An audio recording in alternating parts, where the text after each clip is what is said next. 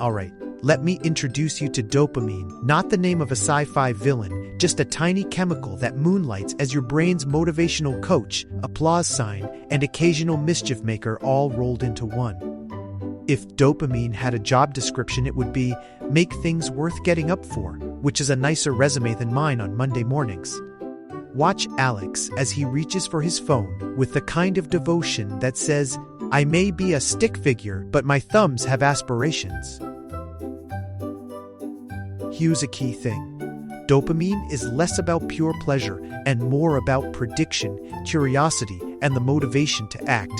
Think of it as the brain's pay attention to this ping rather than a joy confetti cannon. Scientists like to call it a neuromodulator, which is a fancy way of saying it tweaks whole brain circuits like a dimmer switch for behavior, not a simple feel-good button. Meanwhile, Alex thinks dopamine is what makes toast taste existentially important, which is fair because he did make an incredibly decisive choice at breakfast today.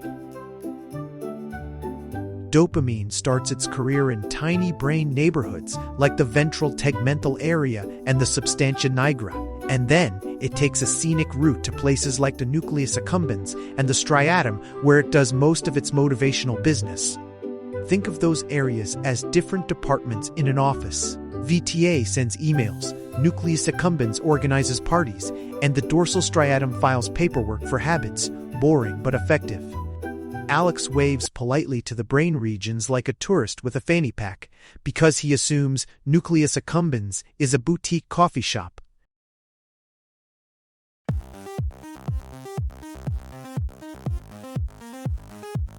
Imagine getting an unexpected compliment, finding money in an old jacket, or if you're Alex, discovering an extra slice of pizza in the box. That little explosion of, whoa, nice, is phasic dopamine, a quick burst that screams, this is better than expected.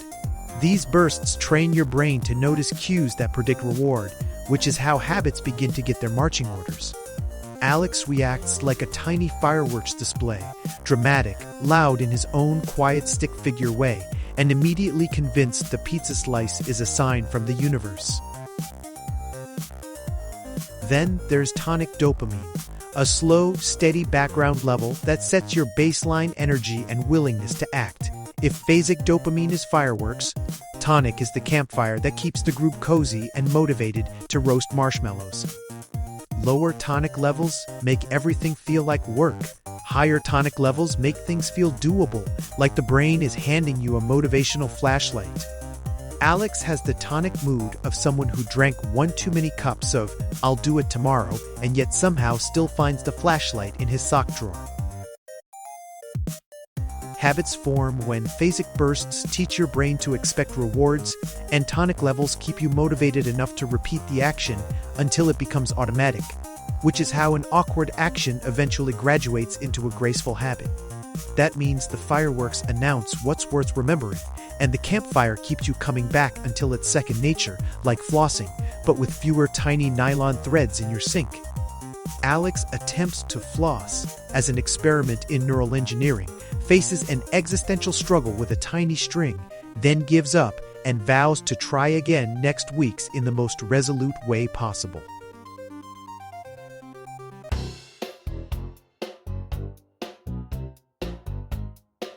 Reward prediction error is the brain's way of saying that was better or worse than I thought, and dopamine is the messenger that writes the note, files it, and then emails everyone in the motivation department. If something is better than predicted, dopamine spikes and your brain says, learn this.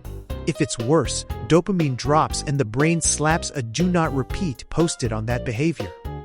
Alex experiences a prediction error when his attempt at microwave pancakes leads to a minor culinary explosion, followed by a dramatic, silent judgment stare at the microwave clock. Every time a cue leads to a result that surprises the brain, those dopamine fluctuations update the value of the action and strengthen or weaken future tendencies, which is basically the brain doing a gentle cost-benefit spreadsheet in real time. Over dozens or hundreds of trials, small updates compound until the loop, cue, routine, reward becomes practically bulletproof, or at least stubbornly persistent. Alex runs multiple microwave pancake experiments, takes notes like a scientist, and then documents his one-star culinary disasters with the solemnity of a historian preserving a tragic event. Prediction errors are brilliant because they help us adapt quickly, but sneaky because modern technology and junk food hijack those signals with exaggerated, engineered, better than expected hits that teach our brains to prefer immediate, cheap rewards. That inbox ding or infinite scroll gives you phasic dopamine fireworks without the satisfying completion that used to come from real-world accomplishments, so your brain learns to chase the ping instead of meaningful progress. Alex learns this the hard way after an hour of doom scrolling where his thumbs get a workout and his goals get a nap.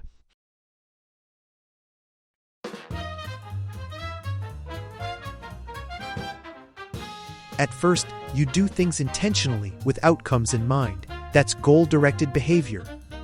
Over time and repetition, many actions migrate to the dorsal striatum and become habitual, which means your brain runs them in the background with far less conscious input, like an app updating itself without asking. Habits save mental energy, which is wonderful until it turns your brush teeth into the autopilot version of brush teeth while still thinking about the joke you heard yesterday. Alex brags about his automatic coffee routine like a proud inventor, then spills coffee because auto mode and silliness sometimes collide. The brain loves efficiency, so it chunks sequences of actions into single routines, like turning put on shoes, lock door, walk out into one smooth, leave the house program that plays without rerouting. This chunking is powerful because it reduces friction and makes habits stick, but it can also fossilize unwanted routines, which is how you end up checking email reflexively instead of reading that book you promised yourself. Alex demonstrates chunking by performing a perfectly coordinated leave-the-house dance that qualifies as modern interpretive choreography, complete with a sock he forgot to match. Habits are context-dependent. The same action in a new setting often needs relearning because cues drive routines, and remove the cues and the habit stumbles like a comedian without a punchline. That's why traveling or changing your workspace can temporarily break unwanted habits or create space for new ones, and also why moving the cookie jar to the highest shelf is a surprisingly effective strategy for peace in the house. Alex discovers this by relocating snacks to a snack summit on top of the fridge and then staging a heroic, somewhat breathless ascent to reclaim his chips.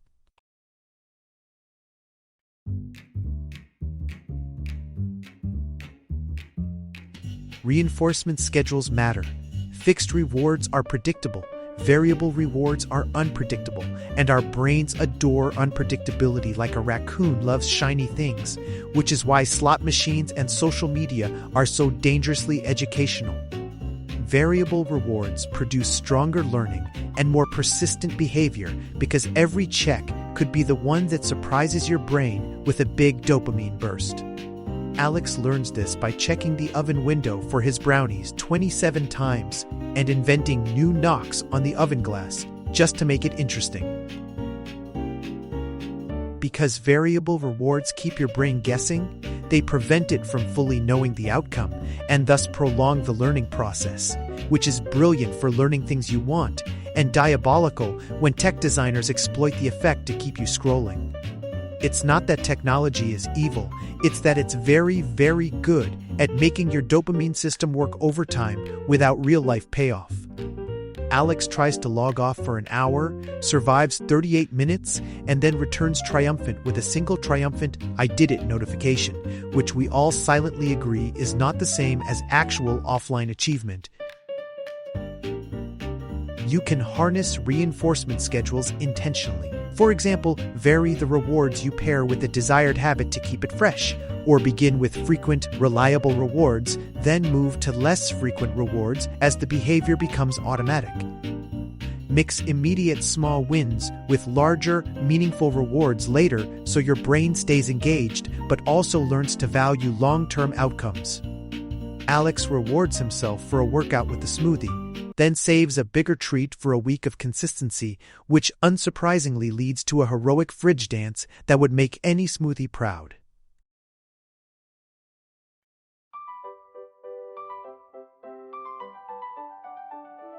One of the most useful facts about habits is that tiny changes compound. Start so small you can't say no. 2 push-ups, 1 page of reading, or 1 minute of tidying, and your brain will reward the completion, giving you a little dopamine high that's enough to begin the loop. Tiny wins stack into identity changes because the brain prefers doing things it's been doing, even if they started tiny, which is why "I am a person who" statements are secretly powerful. Alex begins with 1 squat and then does 17, because apparently once he starts the numbers game, he goes full enthusiastic mathematician. Use the classic cue routine reward loop to your advantage. Make the cue impossible to miss, shrink the friction for the routine, and give yourself a reward that your brain actually values. Bonus points if you pair it with social acknowledgement or something you genuinely enjoy. Environment design is your friend. Hide distractions, place cues where you'll see them, and reduce steps between intention and action. Alex moves his study materials to the kitchen table to remind himself to practice, then celebrates 3 minutes in with a theatrical bow because minimalism can feel very ceremonial. One of the sneakiest levers is identity. When you start thinking of yourself as a runner or a person who sends emails before lunch, your brain retrofits actions to match that identity, and dopamine helps reward the consistency. Tell a short story about who you are and let small actions support it. Over time, the brain treats the story like a directive, and habits line up to comply. Alex writes, "I am a tidy person" on a sticky note, and then immediately hides 6 items in a drawer to feel like he fulfilled a civic duty, which is charming and very human.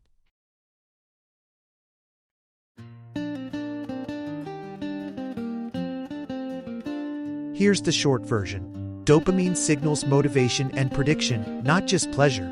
Prediction errors teach what's worth repeating. Habits form through repetition and chunking. Context and reinforcement schedules shape persistence, and you can design environments and tiny wins to build better habits without relying on willpower alone. Those are the science-backed bits you can actually use in real life, so you don't have to rely on vague motivational posters or Alex's questionable life hacks. Alex nods vigorously at this summary, like a man who finally remembered why he opened his fridge 5 minutes ago. Be kind to your brain. Use small, consistent steps. Design environments that reduce friction. Leverage variable rewards carefully. And make sure your long-term rewards matter more than the instant pings of modern life, because dopamine will happily help you, whether you handed healthy habits or not. Habit change is a marathon of tiny choices, not a dramatic overnight transformation. And that steady process is where real, lasting change happens. Alex decides to trade 1 doom-scrolling session for a 10-minute walk, returns with fresh air and a slightly ridiculous hat he bought from a park vendor, and insists it was research. Pick 1 tiny habit and commit to it for a week. Make the cue obvious, the action tiny, and the reward real. Then notice how the brain responds and adjust as you go. Science backs it, and your future self will probably send a thank you note through the medium of slightly better mornings.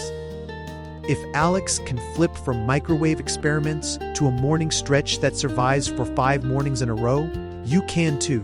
And frankly, his standards for consistency are inspirational in a very specific, sticky note kind of way. Go on, pick 1 small thing. I'll wait, and I'll cheer, and I might tease Alex for moral support.